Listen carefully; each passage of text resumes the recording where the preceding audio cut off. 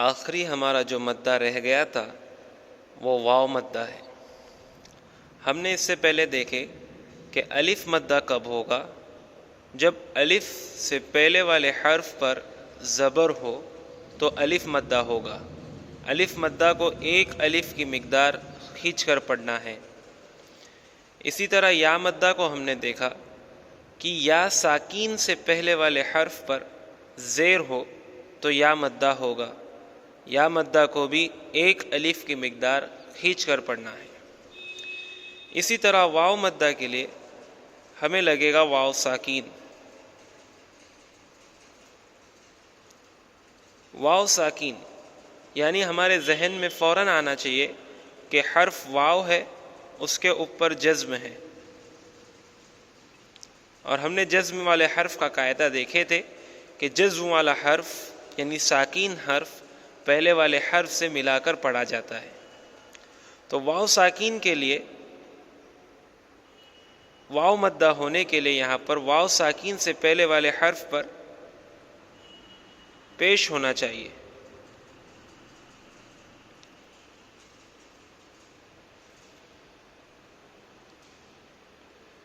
یعنی واو ساکین سے پہلے والے حرف پر پیش ہو تو واو مدہ ہوگا۔ مدہ کہتے ہیں کھینچ کر پڑھنے کو۔ جیسے یہ ہم نے واو لکھ لیے، حمزہ واو پیش او، یہ واو مدہ ہے۔ اگر صرف یہ حمزہ رہتا، حمزہ پیش او، یہ ہو جاتا، لیکن چونکہ واو ساکین سے پہلے پیش آ رہا ہے تو قاعدے کے حساب سے وہ واو مدہ ہو جائے گا۔ تو واو مدہ کو ایک الف کی مقدار کھینچ کر پڑھنا ہے۔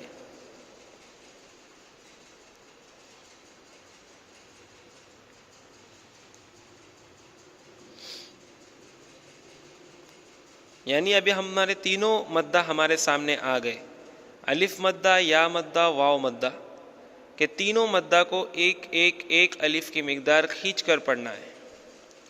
الف مدہ میں الف ضروری ہے اور اس سے پہلے والے حرف پر زبر ضروری ہے۔ یا مدہ میں ہم نے دیکھے کہ یا ساکین ہو اور اس سے پہلے والے حرف پر زیر ہو تو ہی کھینچا جائے گا، زبر یا پیش ہو تو نہیں کھینچا جائے گا۔ اسی طرح واو ساکین سے پہلے والے حرف پر پیش ہو تو ہی کھینچا جائے گا، زبر ہو یا زیر ہو تو کھینچا نہیں جائے گا۔ تو یہ جو تین شکلیں ہیں حروف مدہ کی، الف مدہ، یا مدہ، واو مدہ، یہ تینوں صورتوں میں ہمیں ایک ایک الف کی مقدار سب کو کھینچنا ہے۔ تو واو مدہ کا بھی قاعدہ سامنے آ گیا کہ واو ساکین سے پہلے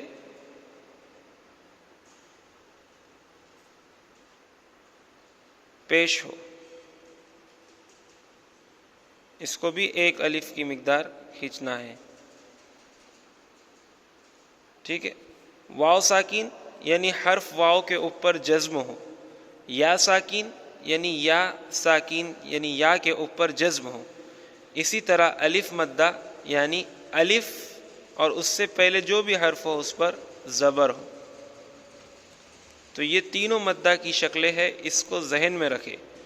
اور حروف مدہ اور متحرک حرف الگ الگ ہے، دونوں کی آواز ایک نہیں ہونا چاہیے، پڑھنے کا طریقہ ایک نہیں ہونا چاہیے۔ جس طرح با زبر ب یہ متحرک حرف ہے، اور با الف زبر با یہ الف مدہ ہے۔ اب دونوں کی آوازوں میں فرق پڑھنے کے وقت جب ہم قرآن پڑھیں گے تو سمجھ میں آنا چاہیے کہ جہاں متحرک حرف ہے وہاں متحرک حرف ہی کو جیسا پڑھنا ہے، ب کا با نہیں ہونا چاہیے، اور جہاں الف مدہ ہے وہاں با کا ب نہیں ہونا چاہیے۔ اسی طرح با زیر بی،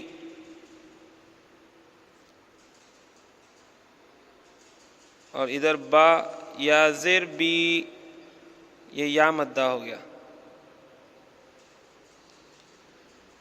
کہ یا ساکین سے پہلے زیر آ رہا ہے تو ایک الف کی مقدار ہمیں کھینچنا ہے۔ یہ ہمیشہ یاد رکھے، قرآن میں آپ جا بھی دیکھیں گے کہ یا ساکین آ گیا، اس سے پہلے والے حرف پر زیر آ گیا، تو اب بی نہیں پڑھنا ہے بلکہ بی ایک الف کی مقدار کھینچنا ہے۔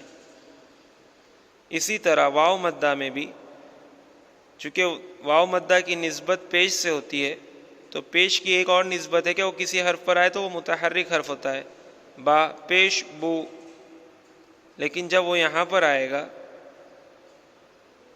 تو وہ با پیش بو واو مدہ ہو کر کھینچا جائے گا۔ جیسے آپ یہاں دیکھو، واو ساکین آ گیا، اس سے پہلے والے حرف پر پیش آ گیا۔ اب قرآن میں جہاں کہیں بھی واو ساکین آئے گا، واو ساکین جیسے ہی ذہن بول دے تو ہمیں یہ سمجھنا ہے کہ حرف واو ہے، اس کے اوپر جزم ہے، اسے کہتے ہیں واو ساکین۔ اس سے پہلے والے حرف پر پیش ہو تو اسے ایک الف کی مقدار کھینچنا ہے۔ نون واو پیش نو، صرف اگر متحرک رہتا تو نون پیش نو۔ اب نو اور نو میں فرق ہے، یہ باریک فرق ہی قرآن کو خوبصورت بنا دیتی ہے۔ تو نو، اور دیکھیے یہاں پر متحرک حرف ہے، ہا پیش ہو، نو ہو، دیکھو یہ پہلا جو ہے کھینچے جا رہا ہے اور یہ ہو کھینچا نہیں جا رہا، نو ہو۔ تو واو پیش تو، رو پیش رو، تو رو۔ اب دیکھو دونوں یہاں پر مدہ آ گئے، واو مدہ، واو ساکین یہاں پر بھی ہے، یہاں پر بھی ہے، اس سے پہلے بھی پیش ہے، اس سے پہلے بھی پیش ہے، تو توبو دونوں کھینچے جائے گی۔ ادھر پہلا کھینچا جا رہا تھا، دوسرا نہیں، کیوں؟ کیونکہ وہ متحرک حرف تھا، متحرک حرف کو ہمیں جل پڑھنا تھا، ذرا بھی نہیں کھینچنا تھا۔ تو تین مدہ ہو گئے، الف مدہ، یا مدہ، واو مدہ۔